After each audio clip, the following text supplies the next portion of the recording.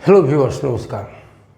हम लोग पिछले क्लास में पढ़े थे ये जो है कंप्यूटर आर्किटेक्चर में, जॉन वॉन न्यूमन आर्किटेक्चर में, जिसमें हम लोग ये मेमोरी को सेपरेट किए थे और उसमें रजिस्टर यूज किए थे। तो रजिस्टर यूज किया गया था फॉर मैंने increasing the performance of computer, क्योंकि मेमोरी एक्सेस जो है वो थोड़ा सा ज़्यादा टाइम लगता था और सीपीयू के प्रोसेसिंग के बेसिस पर, तो उसको थोड़ा सा परफॉर्मेंस बढ़ाया गया और with the help of registers.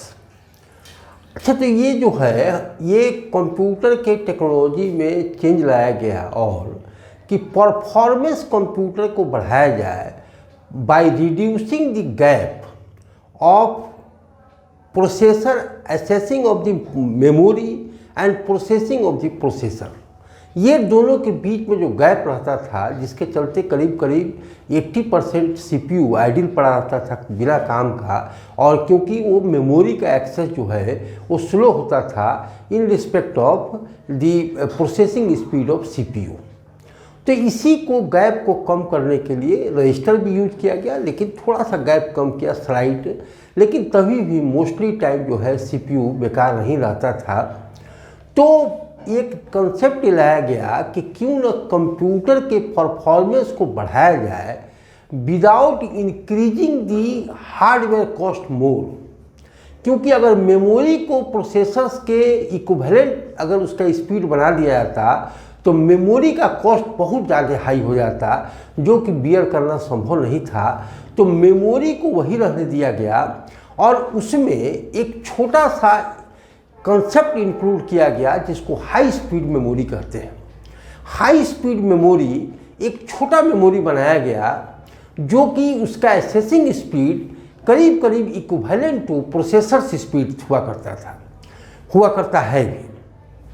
तो ये छोटा सा मेमोरी बनाया गया क्योंकि कॉस्ट भी हमको देखना था, लेस कॉस्ट से हम उसमें काम कर सकते थे, और इसी कंसेप्ट पे एक छोटा मेमोरी बनाया गया जिसको हाई स्पीड मेमोरी कहा गया, जिसका इक्विवेलेंट जो प्रोसेसिंग स्पीड एसेसिंग स्पीड था वो करीब करीब इक्विवेलेंट टू प्रोसेसिंग स्पीड हुआ करता था। तो यही कंसेप्ट हाई स्पीड मेमोरी में लाया गया। अब ये कैसे परफॉर्मेंस बढ़ाया इसके बारे में हम लोग जानेंगे। तो हाई स्पीड मेमोरी एक इंट्रोड्यूस किया गया कंप्यूटर में, जो कंप्यूटर के परफॉर्मेंस को इंक्रीज करने के लिए, और वो हाई स्पीड मेमोरी कहा गया। तो ये पहले थोड़ा सा जाने हम लोग हाई स्पीड मेमोरी किसको कहते हैं। कि स्पीड मेमोरी ये small memory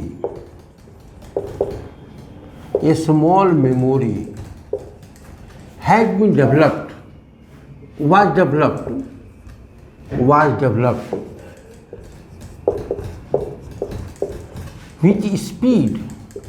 which accessing speed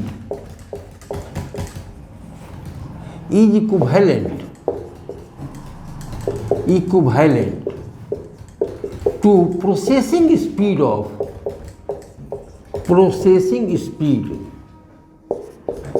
speed of processor.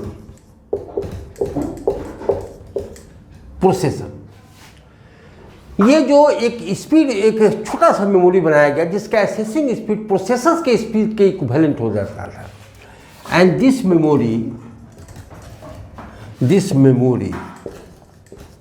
Is called high speed memory.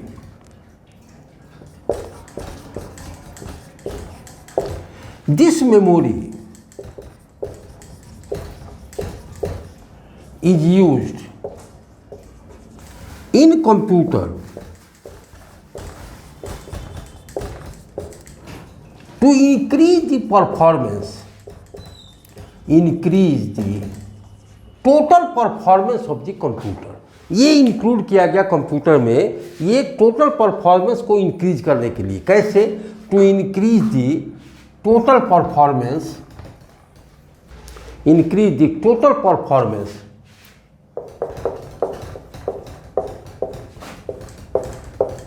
Of computer के टोटल परफॉर्मेंस को बढ़ाया गया। कैसे परफॉर्मेंस हुआ कि जो प्रोसेसर जो है वो प्रोसेसिंग करता था और उस समय उसके बाद बैठ जाता था, मेमोरी को देता था एक्सेस करने के लिए नेक्स्ट इंस्ट्रक्शन या नेक्स्ट डेटा। तो वो उस पीरियड में जब प्रोसेसर प्रोसेसिंग कर रहा होता है तो मेमोरी इसी हाई स्पीड मेमोरी में तत्काल डाल देता था एक बार, और उसके बाद वो एक्सेसिंग जो है प्रोसेसर मेमोरी में नहीं करके हाई स्पीड मेमोरी से करता है, जिसके चलते वो जो है जल्दी एक्सेस कर लेता है। और एक्सेस करने से कंप्यूटर का जो प्रोसेसर का ये जो टाइम है वो बहुत हद तक जो है बचाया जा सकता था। इसके चलते जो है टोटल परफॉर्मेंस ऑफ कंप्यूटर को इंक्रीज इससे किया गया हाई स्पीड मेमोरी से। और हाई स्पीड मेमोरी भी कई तरह के डेवलप किए गए, जिसमें सबसे मोस्ट पॉपुलर जो हाई स्पीड मेमोरी है जिसको हम लोग केस मेमोरी कहते हैं। ये जो है ये many high speed memories, many types of high speed memory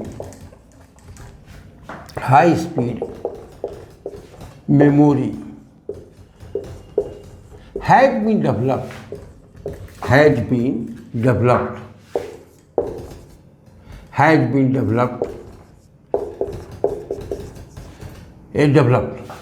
and among these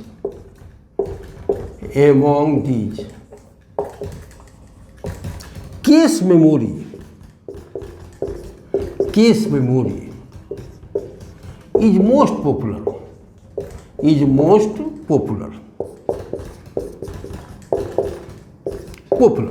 जिसमें केस मेमोरी सबसे ज़्यादा पॉपुलर हुआ। और ये कैसे काम करता है ये हम लोग डिस्कस करेंगे। पहला बात तो केस मेमोरी क्या है, ये केस इसका क्यों नाम पड़ा, तो ये थोड़ा सा इसकी बारे में भी जानकारी दे रहे हैं। केस मेमोरी जो है, केस नाम पड़ा है ये नहीं कि कंप्यूटर में स्पेशली केस आया है। केस हम कहते हैं एक छोटे से तिजोरी को, जो पहले लोग बड़े बड़े जो साहूकार होते थे अपने पास एक छोटा सा तिजोरी रखते थे जिसमें पैसा रखते थे, और डे टू डे जो आदान प्रदान होता था उसी कैश मतलब तिजोरी से, जिसको तिजोरी कहते हैं, उसी तिजोरी से किया करते थे। वो छोटा था इसलिए उसको खोलना बंद करना आसान था, लेकिन वो स्ट्रॉन्ग था, जिसके चलते उसको केस कहा जाता था। तो ये जो है वो तिजोरी को इंग्लिश में हम लोग केस कहते हैं।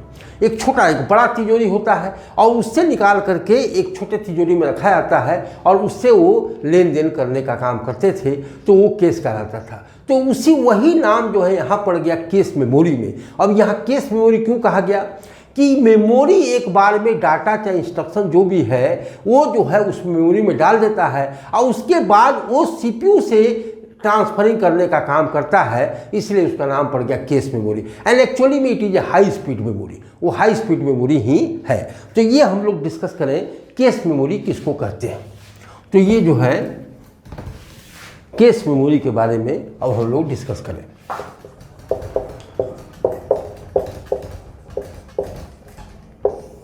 केस मेमोरी ये एक हाई स्पीड है, स्मॉल हाई स्पीड मेमोरी है, जो कि बिटवीन केस मेमोरी इसलिए पड़ा क्योंकि उसमें डाटा जो है वो रख दिया जाता था, उससे आदान प्रदान करता था कि सीपीयू और उसके बीच में कम्युनिकेशन होता था उसका।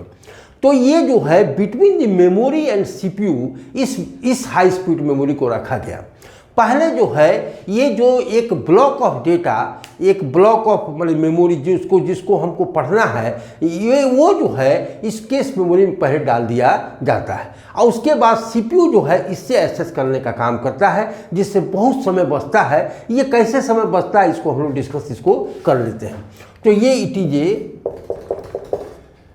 Is a small high speed memory, high speed memory which is kept between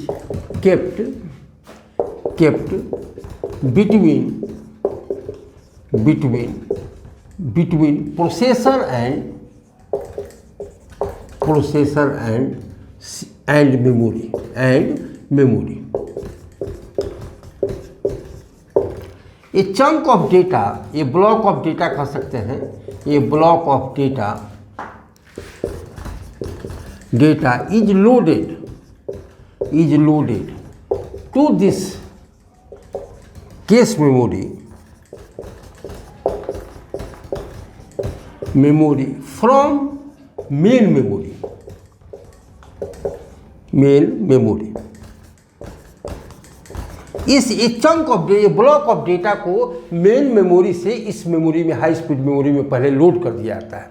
and then CPU access that data, CPU access that data from the cache memory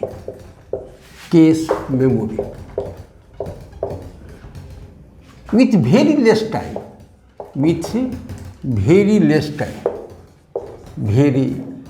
time, and in this way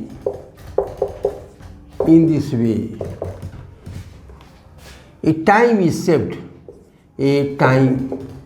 lots of time is saved,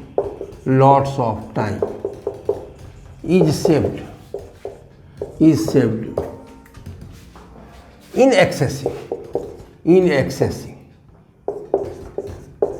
and in this way the performance is increased of the computer, total performance increase हो जाता था। ये कैसे काम करता है थोड़ा सा ये भी जान लें। जैसे ये प्रोसेसर है, और ये मेमोरी है, और ये कैश मेमोरी है,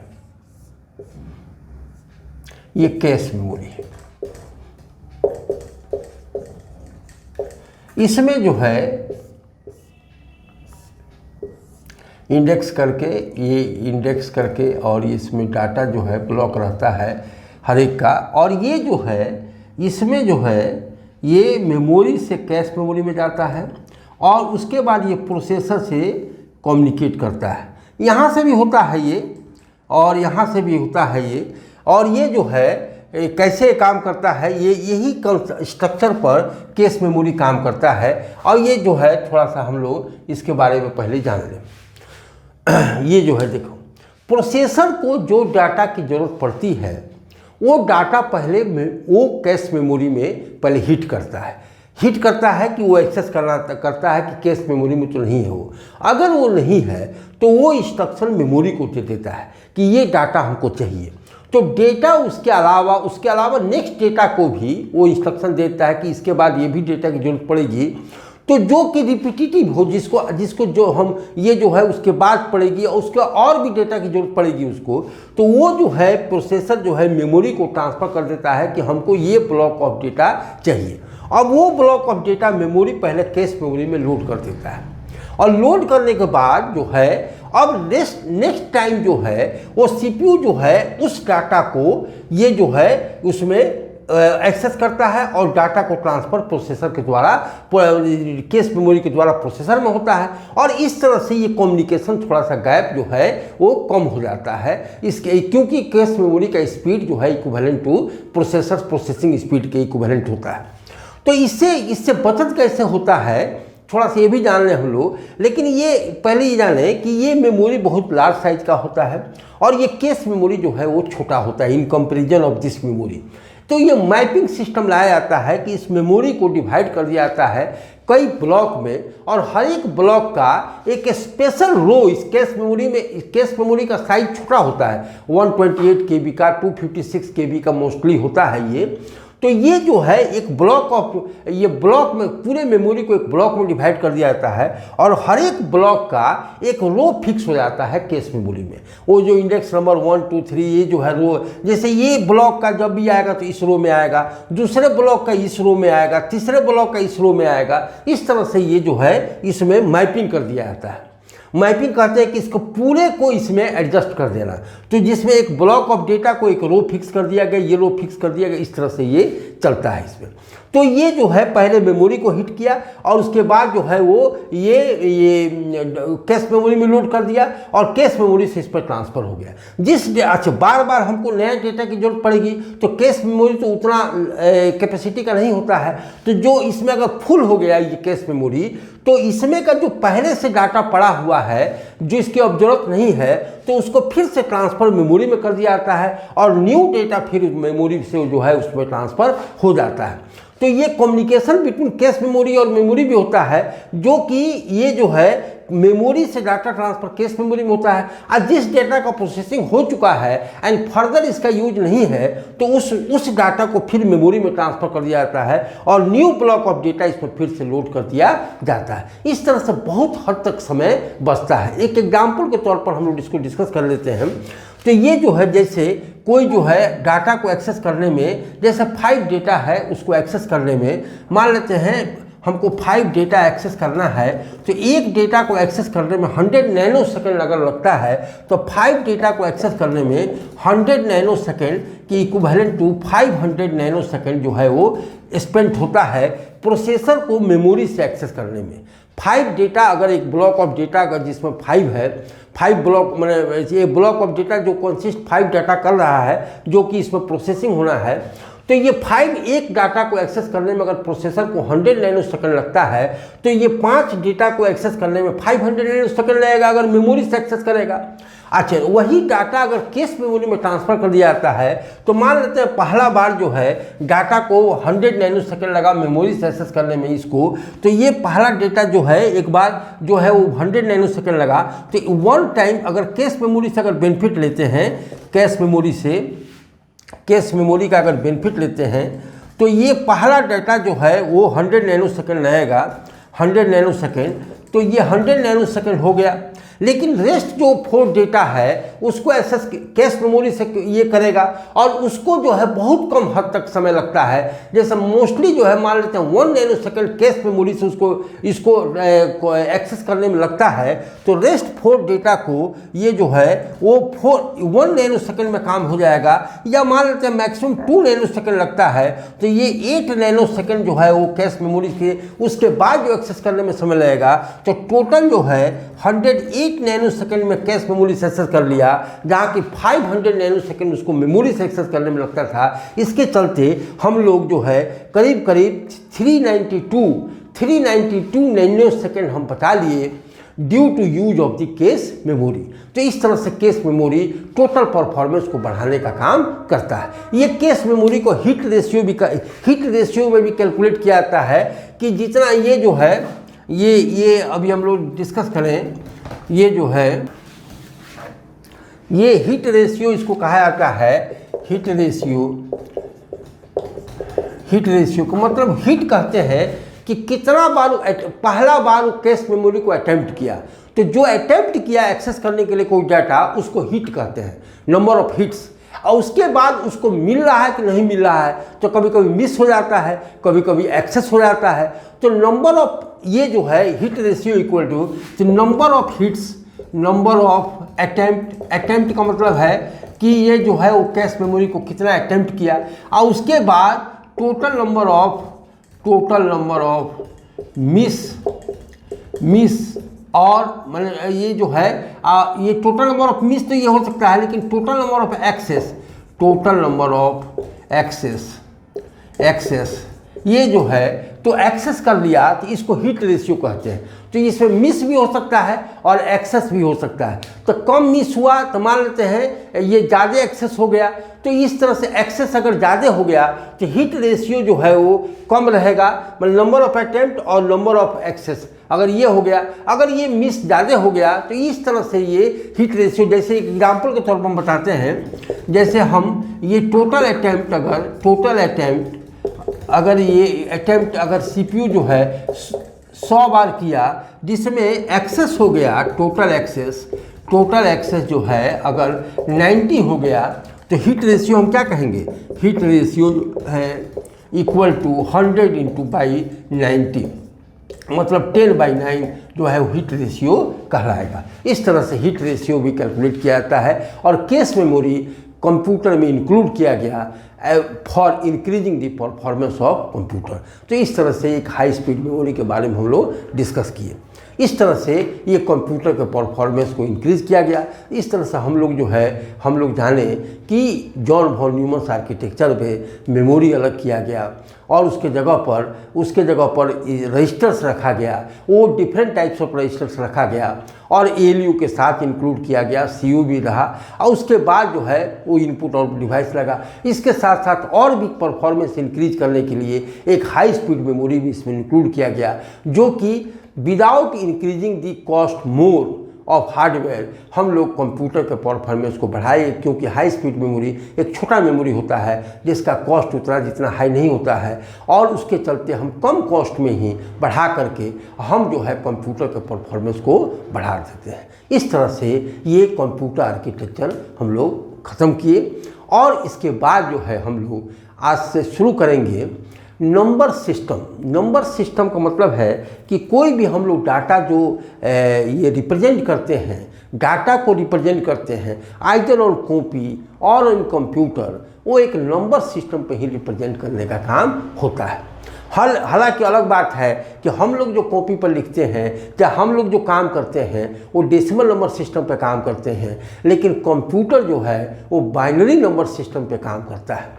तो इस तरह से नंबर सिस्टम जो है इंक्लूडेड होता है और भी कंप्यूटर में और भी नंबर सिस्टम का यूज होता है। तो हम कहते हैं कि number system is a system for representing the data. Data को रिप्रेजेंट करने के लिए एक सिस्टम जो डेवलप किया गया उसको हम लोग नंबर सिस्टम कहते हैं। तो इसको हम लोग इसके पहले हम लोग जाने कि सेकेंडरी मेमोरी डिवाइस कौन कौन था। इसके पहले थोड़ा सा हम लोग इंटरनल कैसे काम करता है कंप्यूटर जो कि नंबर सिस्टम पर रिप्रेजेंट करता है और उसमें बाइनरी नंबर सिस्टम पे कैसे काम करता है। तो ये हम लोग कैसे इंटरनली फंक्शन करता है कंप्यूटर, वो जो सिस्टम है वो प्राइमरी सिस्टम जो है वो नंबर सिस्टम है जिस पर कंप्यूटर फंक्शन करता है। उसके बाद थोड़ा सा हम लोग ये भी जानेंगे कि कौन से प्रिंसिपल के आधार पर का टोटली ऑपरेशन कंप्यूटर करता है, ये जो है हम लोग जान लेंगे। और उसके बाद सेकेंडरी मेमोरी डिवाइस के बारे में जानेंगे। उसके बाद हम लोग फंडामेंटल ख़त्म कर देंगे। उसके बाद हम लोग थोड़ा सा ये सॉफ्टवेयर के बारे में भी जानेंगे हम लोग, जिसमें ऑपरेटिंग सिस्टम, कुछ पैकेज के बारे में जिसमें MS ऑफिस, ये भी हम लोग डिस्कस करेंगे। तो हम लोग जो है ये एक टोटली हम लोग इसका नॉलेज ले रहे हैं जो कि बहुत इम्पोर्टेंट है। और आजकल के समय में सभी को कोई भी एग्ज़ाम दे रहा हो उसमें कंप्यूटर की ज़रूरत पड़ती है, कंप्यूटर की ज्ञान की ज़रूरत पड़ती है और उस ज्ञान के लिए ये जो टॉपिक है बहुत ही इम्पोर्टेंस रखता है। इसलिए सब कोई जो है इसको ध्यानपूर्वक देखना है और उसमें जो कोई गलती अगर समझ में नहीं आए या कोई मैंने दिमाग में हो तो उसको कमेंट लाइन में कमेंट करके आप लोग भेज सकते हैं, जिसको हम लोग यहाँ से ये उसका आंसर देने का काम करेंगे हम लोग। इसके लिए पहले तो सब्सक्राइब कर लेना ज़रूरी है। तो जो नहीं अभी सब्सक्राइब किए हैं वो जल्द से जल्द सब्सक्राइब कर लीजिए। तो हम लोग आज से शुरू करेंगे नंबर सिस्टम, जिस पर टोटली डाटा का रिप्रेजेंटेशन किया जाता है। तो ये जो है हम लोग नंबर सिस्टम पे हम लोग आज से थोड़ा शुरू कर देंगे। नंबर सिस्टम,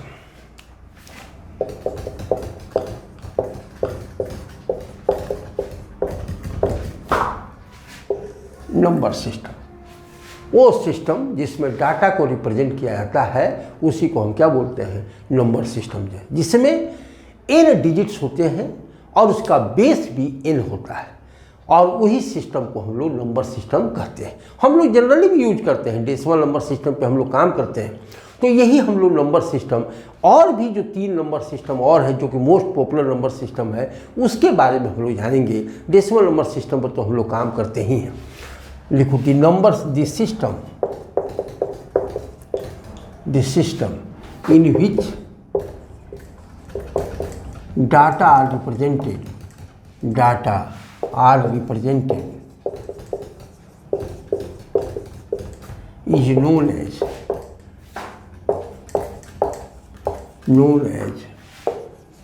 नंबर सिस्टम, जिसको नंबर सिस्टम कहते हैं। Any number system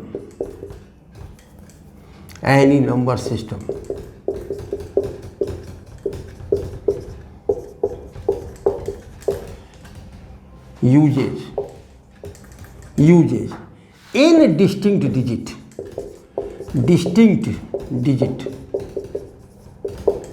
having base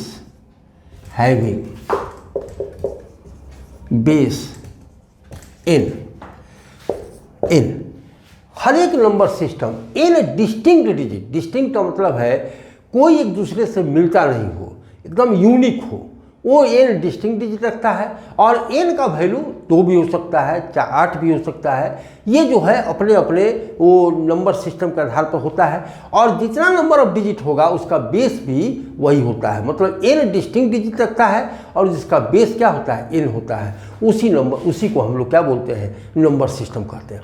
वैसे तो बहुत सारे नंबर सिस्टम होते हैं, लेकिन जो है 4 number system most popular number system है, वो कौन कौन है, having base n। There are 4 number system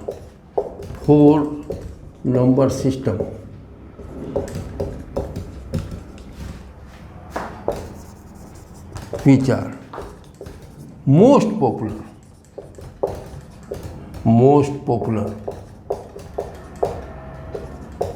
in the world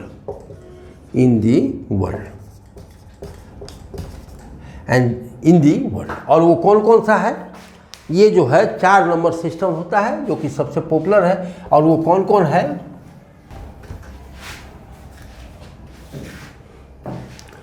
पहला है इसमें डेसिमल नंबर सिस्टम,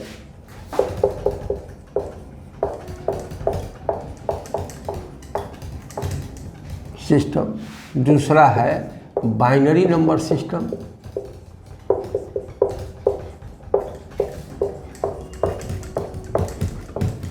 और तीसरा है octal number system,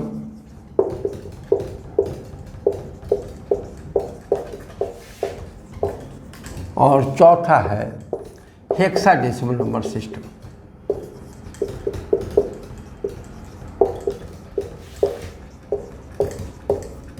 hexadecimal number system, ये चारों नंबर सिस्टम एक दूसरे से रिलेटेड भी है।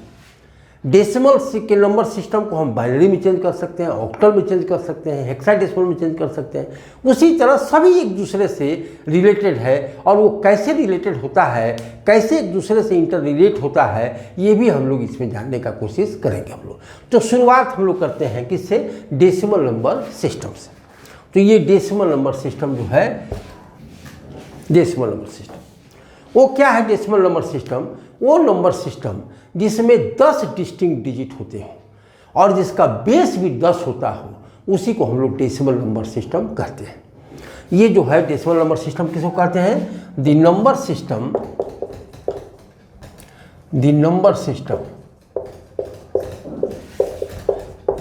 10 कहते हैं। डेका बोला जाता है 10 को, इसी से ये डेसिमल पड़ा। तो ये जो है the number system which consists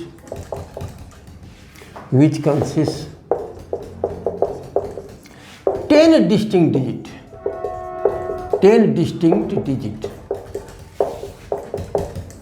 digits having base 10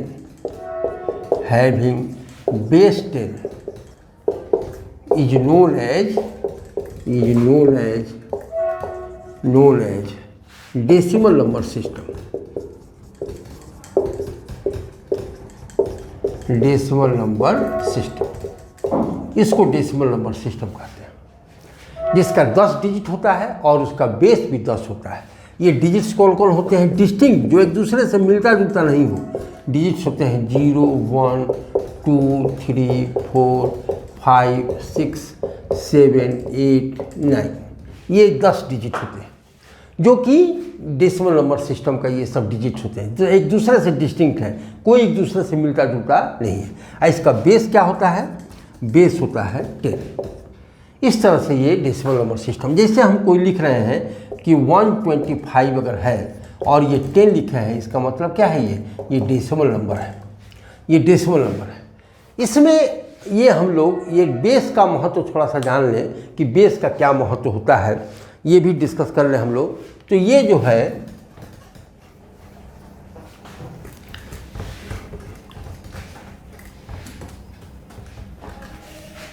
base का महत्व जान लें हम लोग। जैसे 125 है तो इसमें एक पहले भी बच्चों को पढ़ाया जाता है, एक फेस वैल्यू होता है और एक बेस वैल्यू होता है।